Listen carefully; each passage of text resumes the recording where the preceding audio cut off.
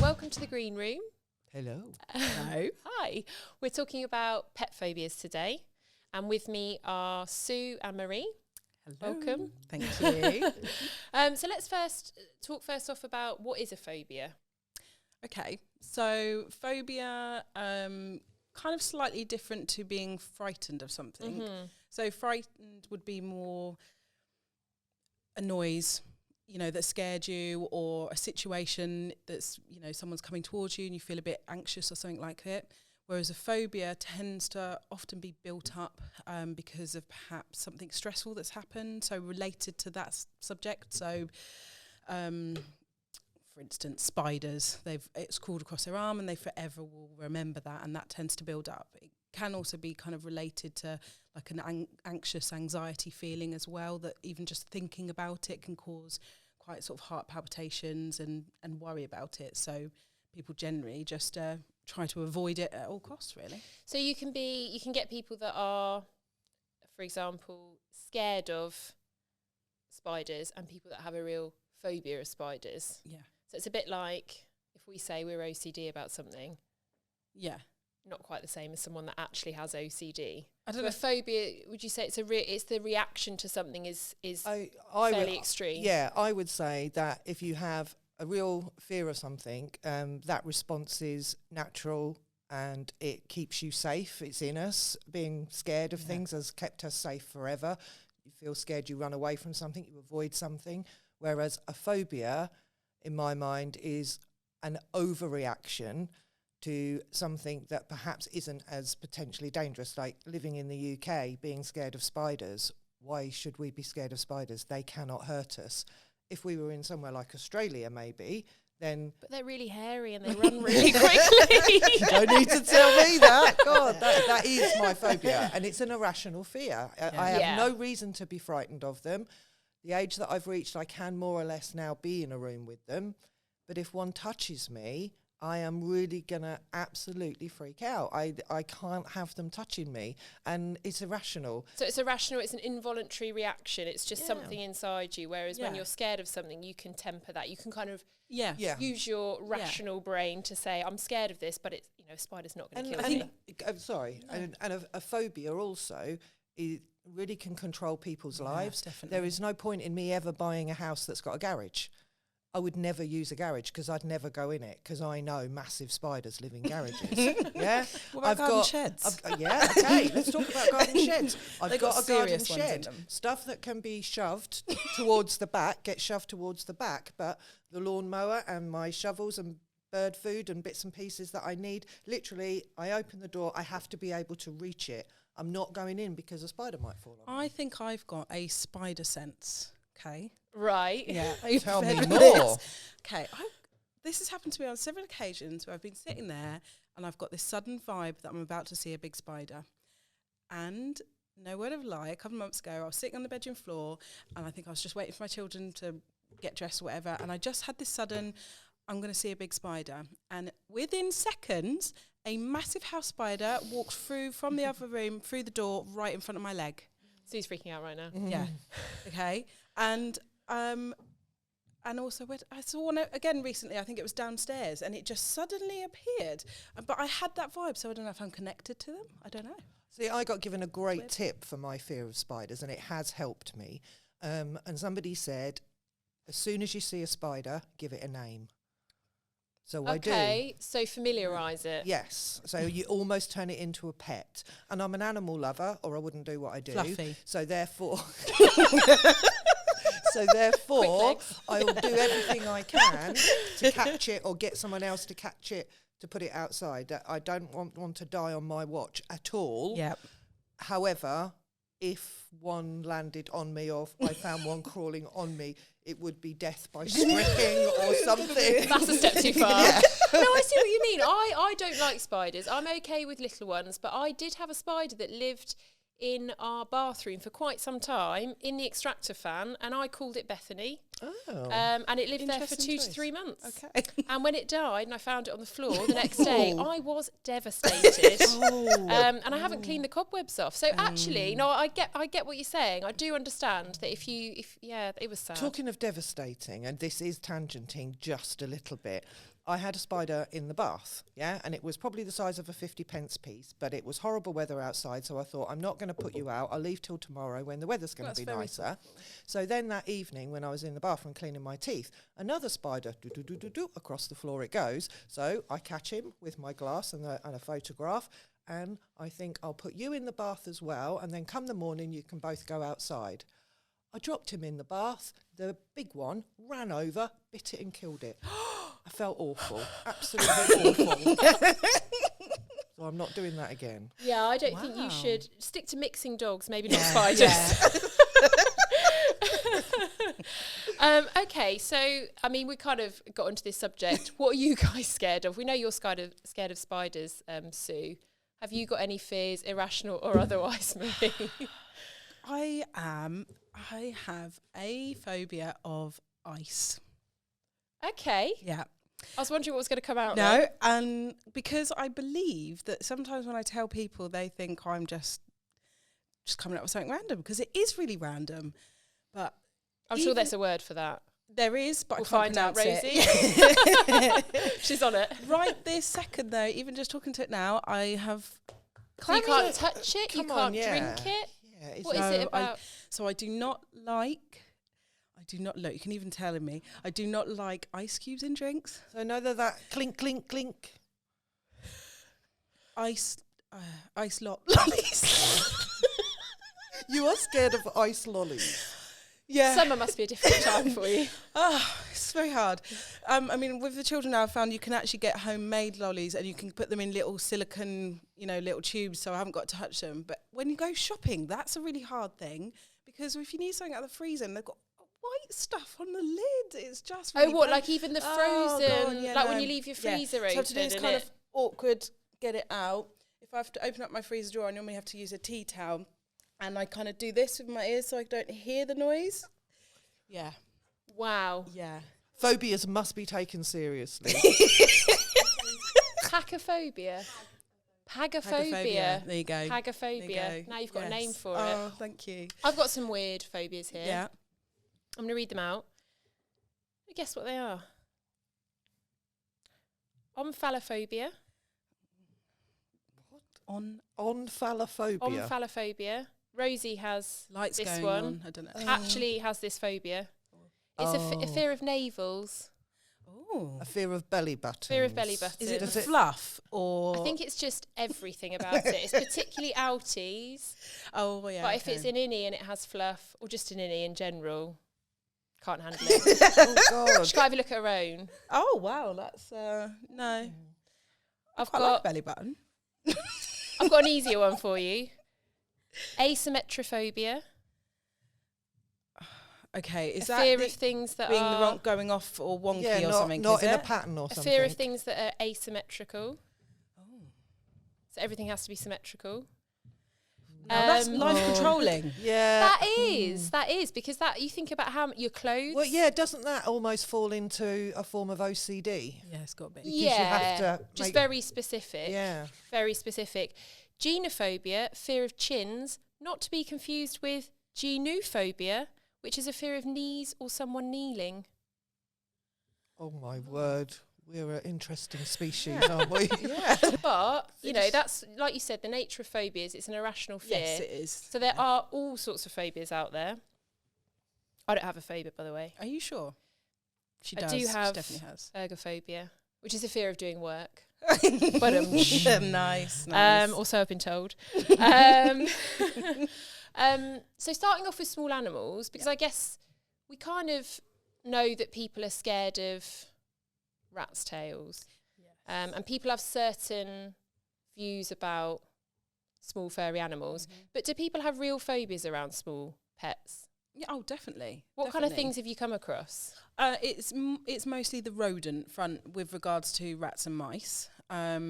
a lot of people tend to mention they don't like their fast movements. So it's kind of that they're not very predictable, because obviously they can just suddenly drop or move to certain angles. The tail always comes up. I've heard of that one. Yeah, I don't know what it is, but people seem to think, I don't know, it's going to be slimy or it's weird. I think there's probably a bit of a link to fear of snakes probably there, and it's that kind of look of it, which they're obviously, well, I say they're worlds apart. They do kind of have scales, so they are abnormally long for the size of their body, but they're actually quite soft. Like I used to have about 10 pet rats myself, and I used to love sitting there. We'd sit and watch TV, and I'd always just do you think it's also something about the fact that the tail can wrap around you and hold you that people might be freaked out about? I don't know. I actually think, unfortunately for pet rats and mice, the biggest thing is people just think disease and they think of wild vermin, basically. Yeah. That's what they see them as, because that's what we are, it's installed into us that you shouldn't have rats and mice coming into your house. You don't want to see them in the garden. All these restaurants and stuff have big signs up saying they've met all the standards and they keep rodents out and everything. Yet we're trying to actually encourage people to keep them as pets. So I suppose, because we always hear the horror stories, don't we? That somebody corners a rat in the garden and they get bitten. Yeah. And they're sort of labelled as these evil, but actually biting it's things. So different, because rats and mice as well, they are so clean. They do not like being dirty, and actually they often find us as humans quite dirty. So often when you've been handling a rat, the moment you put them back in the cage, they will spend about 15-20 minutes cleaning themselves. We don't, we will go and wash our hands, but we won't do a full body wash off, whereas the rats generally, a bit kind of humans. They take pride in their appearance. You ruffled little bow tie on. Yeah, so okay, and I guess a lot of people are scared. I mean, I'm looking at a picture behind you of albino rats. That's a big one, isn't it? That people don't like albino. It's the red eyes. Yeah. And that's what we, I think probably from working with small pets for my entire life, I've always had them, so it's never bothered me. But I do regularly get customers or people saying, "Oh, it's the red eyes," and it doesn't matter. I mean, obviously with small pets, you can see it in guinea pigs, ferrets, rats, even rabbits, and unfortunately, those animals often stay with us longer as well, just because people don't like the look of it. It can also mean sometimes with a lot of the albino species that they do tend to have to do a little bit of a sway because they're just focusing a little bit more as well. And again, that just puts people off. But it makes no difference to their personality, to who they are as an animal, as a pet at all. So that one I understand. I guess whether it just means a bad thing or it's bad omen, I don't know. But I guess media hasn't really helped with things like that, has it? Media never. No. I remember watching The Witches when I was younger, and the witches used to turn the children into rats, and I was absolutely terrified of rats from then on. Yeah. Because again, it's a negative association, isn't it? And you think of them as, like you say, dirty, they're vermin. Yeah. And even now, we have a big evening TV show, and one of the big things is putting loads of rats and mice and stuff in with people because they're frightened of it. Yeah. So that just even more kind of reinforces the situation that they're scary. And they always choose wildy looking ones. They're always black or brown, and it just reinforces it. It makes it okay to be scared of them. Yeah. But I mean, we did have quite a few years ago now, a Disney film come out actually, and that actually really improved rat rehoming for quite a long time, because I think people saw actually they do have a nice nature about them and stuff. So I find with those fears, and the more people we get coming in to look for them, it really depends what's going on media-wise and general. So it can have a positive influence. It can have a negative influence. Yeah, definitely. A lot to answer for. Yeah. And what about dogs, Sue? What do you see in your line of work as the main reasons why people are scared of dogs? Do you come across many people that have a phobia of dogs? We don't tend to come across many adults. We do tend to come across a lot of children that are scared of dogs, whether that's come down through, as we were just talking about, media influences, what they've seen on the television, whether it's the behaviour of an individual dog that they've met. And again, as we were talking at the start, it's drawing that line between are they scared of dogs, or do they have a phobia of dogs? Because that's very different. And also it is something that we need to address, because how somebody behaves around a dog is going to impact on how the dog behaves around that person. Sure. So you can absolutely scream and cry and run around and throw your arms around in front of a spider or a rat or a mouse. It's not going to come and have a word with you about it. Whereas if you did that in front of a dog and a dog felt trapped and cornered and saw this really strange behaviour from you, you may force a response that you don't want from a dog. But that'll be through its panic because of how you're behaving. And I suppose the fear with small animals is if somebody's got them in their hand and they panic and they scream, that they'll throw them or they'll drop them. Yeah, that's always a worry for us. So why are children scared of dogs or have a phobia around dogs? Is it because they had bad experiences, or they've just not socialised with dogs, they've not been around dogs, so it's the fear of the unknown, like it is with a lot of rats? Yeah, and I think as well with dogs, they come in such a range of shapes and sizes and colours, and they're all different. Their activity levels are different. Some are noisy, so they see their teeth. If they're barking, the dog could be barking happily, but because the teeth are flashing, that might frighten a child. A dog in play could knock a child over, give it a bad experience. Parents could be a little bit overprotective when out in public, and being around different dogs may pull the child in closer, sending a wrong message, and sort of create an issue that perhaps might not have been there originally. It really differs. I've worked with families that have had like 3 children. 2 of them have been fine with dogs, but randomly one of them is absolutely terrified. And it's caused a real family split, because the other 2 kids really, really want a dog, but the one that's frightened desperately doesn't want a dog, so they resent the one that wants the dog. And that's really sad as well. But actually taking a dog on while the child feels that way is going to have a massive impact on that child. Certainly. And how, their home should be where they feel safe, and they don't feel safe having a dog around. With fear with dogs, with phobias with dogs, would you say it's an irrational fear then? It would depend on why. Or have you come across people that have got a phobia of dogs because they've had a bad experience? That's more likely been the case. Yes, most of the clients that I've worked with have had a bad experience, a very frightening experience. Some being bitten? Mostly with dogs, well, actually no, half and half, with dogs they don't know and dogs that they do know. So if they've been bitten by a dog that they don't know, then that kind of spreads the fear to all dogs, because all dogs might be like that. And then the emotional response to being bitten by a dog that they do know, i.e. perhaps their family pet or extended family pet, hurts them emotionally because they feel like they've been betrayed by a friend. Now, we know that there's always a reason for a dog bite, though it can't be really an irrational, because the dog will have done it for a reason. But for the younger the child, the harder that is to explain to them as to why perhaps what they did led the dog to do that. And they just get scared, and then the parents get protective and reinforce it. So it can be a challenge to undo. Absolutely. Do you find it affects more younger children or older children with small pets and dogs? Or is it just a complete mixture?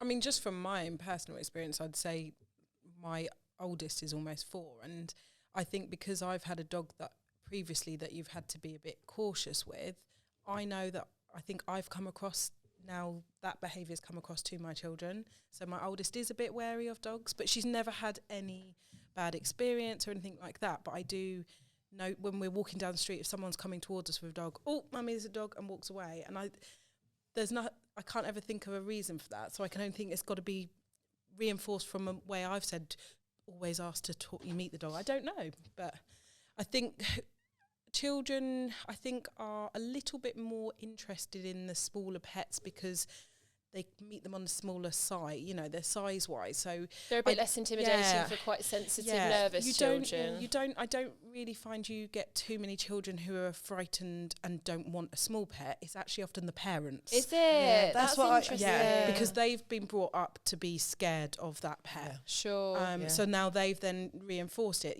Their parents have told them that don't, pet rats are not very nice, or they've had a bad experience with, whatever, a cat or something like that. So then they reinforce that to their children afterwards. But in most cases for small animals, when we see families coming to adopt, the children will walk in very confident, very keen to meet and see.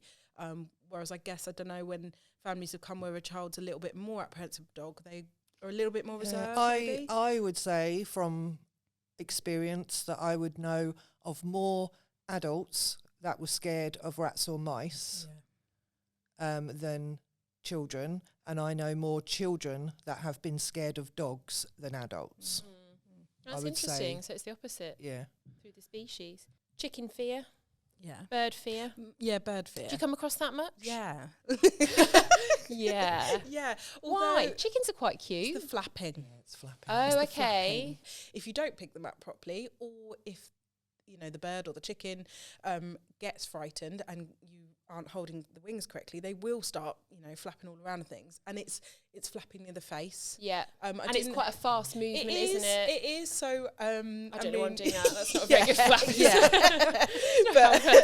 But you will always see when you get families sometimes come to adopt chickens, and you can often tell if one of the parents is a bit apprehensive, or even sometimes the children actually. Interesting, I'd say perhaps similar, that when it's going to the right, now we need to practice picking them up, they will often kind of do this far reach kind of thing and kind of handle them a bit awkwardly, and the chicken's always like, do you have to be, is it something you have to be quite confident with? You do, in a way. It's basically, you need to just keep the wings tight to their body and just hold them into you. But I think the automatic go-to is always you pick it up and do this for some reason, because you don't want it to flap near your face.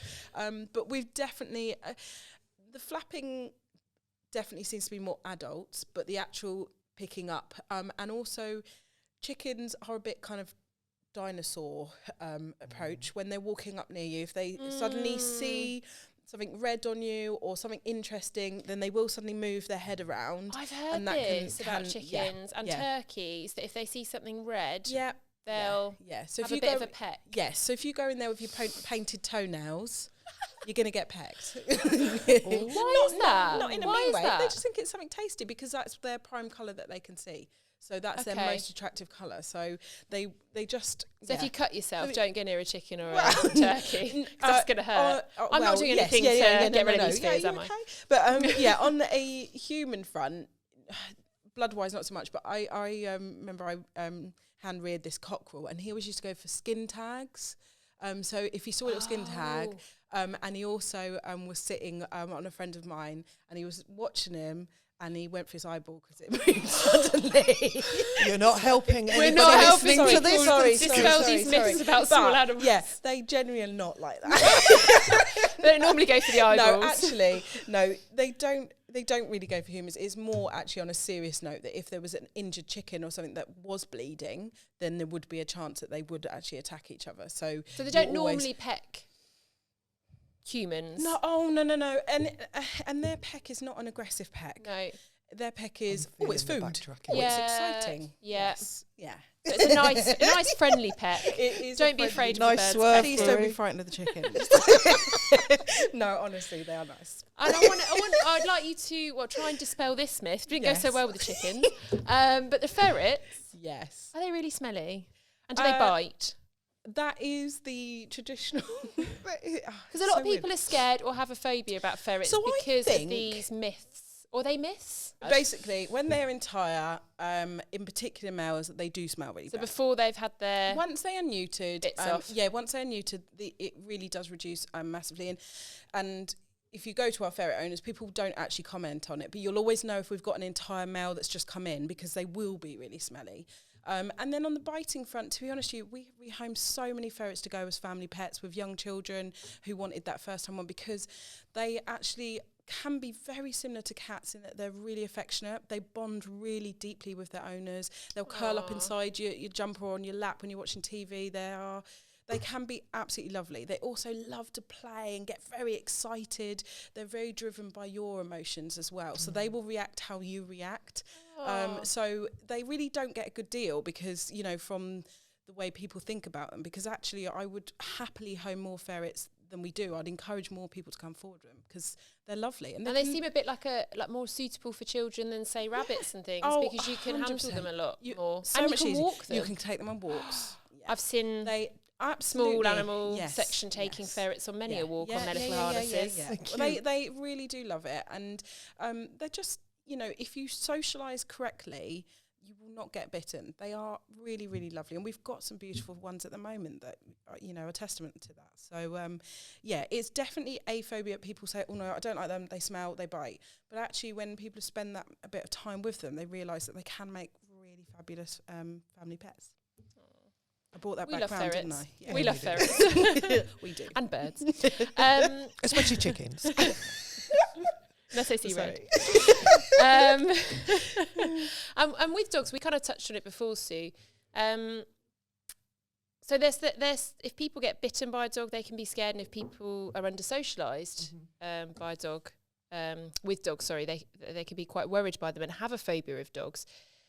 I remember being younger and being absolutely terrified of dogs because I got jumped up upon by a Labrador. Oh, right. And that was my only experience with dogs. And I just thought, what sort of animal? I thought it was going to take me down. Take me down to Chinatown. No, I thought it was going to literally take me on the floor and start wrestling me. Wow. And I was terrified. It was serious. Sorry, I was terrified. How old were you at this point? I was like 40. 40. Okay, yep. I was a very sensitive child. I'm really sorry. No, I think I was about 12, 13, 14, something like that. 18. 13. And I was absolutely terrified. So I can understand that fear. And it wasn't until we got our own. So I wouldn't say I had a phobia of dogs, but I was very, very scared of them. I would cross the street if I saw them. I was that child saying, there's a dog coming and walking in the opposite direction. Why are we so scared of what we don't know? Oh, that's a really good question. That's a massive question, isn't it? And I'd probably live a much richer lifestyle if I knew the answer. But do you get a lot of families come in where they haven't had a bad experience, but their children haven't had experience of dogs, and they're just scared of them because that fear of the unknown? Yeah, I think people... What is it about dogs that children are, apart from jumping up and being in your face, is there anything else that children are scared of that you've come across? I think the media has done a great job on destroying the reputation of a number of breeds, and we can be walking down the street. Do you find that children are more scared, or families are more scared of one breed? Yeah. Oh God, yeah. What kind of breeds? Yeah. Well, any of the bull breeds, so any of your Staffordshire Bull Terrier type, some of the big Mastiff types, German Shepherds, Dobermans, Rotties, some of the most loyal, amazing breeds of dogs out there. Their reputations have been absolutely destroyed via the media or the movies, and it's heartbreaking. It's heartbreaking that so many people have formed an opinion on a breed, and in some cases that moves to a whole species based on what's been reported. And you don't hear about Labradors biting, do you? Or King Charles Cavaliers biting? No, but do they bite? Of course they do. If people wanted to go and do a search on Labrador bites, there's plenty of them out there. But nobody wants to read about that. Not the lovely eye-seeing dog. But they do. They do. And people will push their children to go say hi to the Labrador, but drag their children away if the child wants to go and say hello to a Staffy. So again, that's reinforcing that fear that those dogs and Staffies are such dogs. people dogs. It's really, really sad. But that's gone right the way through to adults as well. And they don't even call them Staffies, for instance. You can be walking down the street with a Staffy and someone will point at you and say, you've got one of them dangerous dogs, stay away from me. Tragic. I've got a Staffy cross, barely. With a bit of Staffy in her. And someone said to me when she was off lead once, and she had her ears pinned back and she was dribbling all over the place and she was running towards their dog. And I said, she is friendly, and they had their dog off lead and they shouted at me, get your pit bull on lead. And that was really upsetting. And some people do cross the road because she looks a bit scary. She's got big jowls, she's got a big head, she's very, very big. Not tall, but she's got a lot of muscle behind her. So are we just scared that if that dog bites, the damage that dog could do would be potentially worse than if a little King Charles Cavalier or poodle, if that bit you. Is that part of it? Is it the potential for, if it does go wrong, what those powerful big dogs could do? Yeah, potentially. But then there are people, you walk down the street with a St Bernard and you'd be mobbed. Because they look really everybody would want to come and say hello. Same with the Newfoundland. People want to come and say hello to those kind of dogs. It's the reputation that has been created around the others that is so heartbreakingly sad, because when you start to share your life with one and you get to know what they're really like, they're the most loyal, dependable, amazing breeds that you can imagine. Lovely. And going on to like a real phobia of dogs, where people literally, they can't even be in the same room, they can't be in the same house. It's all consuming, isn't it? Because you can kind of escape small pets. If you want to avoid them, you can within reason, can't you? You don't see rats running about the streets anymore for a few hundred years. I don't know. Rosie? They're everywhere. But you can avoid them if you're scared of them. But dogs, very difficult to do that. Yeah. Because they're everywhere. Yeah. And obviously we're losing more and more open spaces where dogs can be allowed off the lead now. So people are having to road walk and have dogs with them in close proximity to residential areas. We can't just go to the local park and let them off. There is some responsibility, a lot of responsibility actually, to on the shoulders of the dog owners to ensure that their dogs are well socialised and well trained and socially acceptable to be out in public, so that if you spot that anybody is uncomfortable, you use your recall cue and the dog is back with you and is not going to cause them a problem. And it doesn't matter if your dog is lovely and friendly and goes bundling up to somebody. If that person is frightened of dogs, it's going to really, really frighten them and make the situation 10 times worse. Just build up the phobia a bit more, I guess. Yeah. And so we as dog owners have got a responsibility to ensure our dogs only interact with people that want to interact with them. And it's also down, I guess, to the people that are frightened of dogs to do some research so that they know how to behave in the presence of dogs, terrified or not. Got to be able to behave appropriately. Yeah, because there is something to say that we have a responsibility with our children, the next generation, to, if they go to the park, there are going to be dog walkers there. Lots of events allow dogs, lots of shops and cafes and things, beaches lots allow of people dogs. have got dogs, so even if they haven't got one themselves, if they've got friends, the chances are that they're going to go to a friend's house that's got dogs. Yeah. So it can be really life-changing for somebody that's scared of dogs, right? Yeah, definitely. So, okay. What would you say, Marie, to people that, really have a phobia about small pets? There are reasons for that. We've kind of been through them, fast moving, flapping. I feel my subject always starts laughing. Nipping, smelly. Have we kind of busted those myths? I think they are the main ones that people come through. I mean, certainly when we have people coming to visit our sort of rodent room, you will get the odd person who doesn't want to come into the room just because they've seen the sign that says rodents. They haven't even seen the animals. They haven't seen that they're sitting in this lovely, cute little hammock or something like that. They do not want to go in there. So, but again, it's often adults. You'll get the odd child that's probably about 10, 12, and you'll hear them going, oh no, we don't want to go in there, there's rodents in there. But they won't have actually had a rodent. They won't have had any experience. It will just come down to them. So, but yeah, I think mostly, certainly from talking to the teams and sort of past experiences, it mostly seems to be that people have just got it in their minds. I guess it comes back down to the whole spider story, really, that you've just got it in your minds that they're not okay, but you don't really know why. Yeah. No one. Every time I ask people, if people say to me, it's the tails, you're like, okay, what is it about it? I don't know, it's just the tails. So, again, I think it just comes down to that whole. So I don't know if it's a full-on fear. I don't personally feel that I've met many people where they've actually had a trauma, whereas I think in dog owning world, you're certainly going to have more experience with a genuine phobia that either themselves or a family member have been through a trauma and that has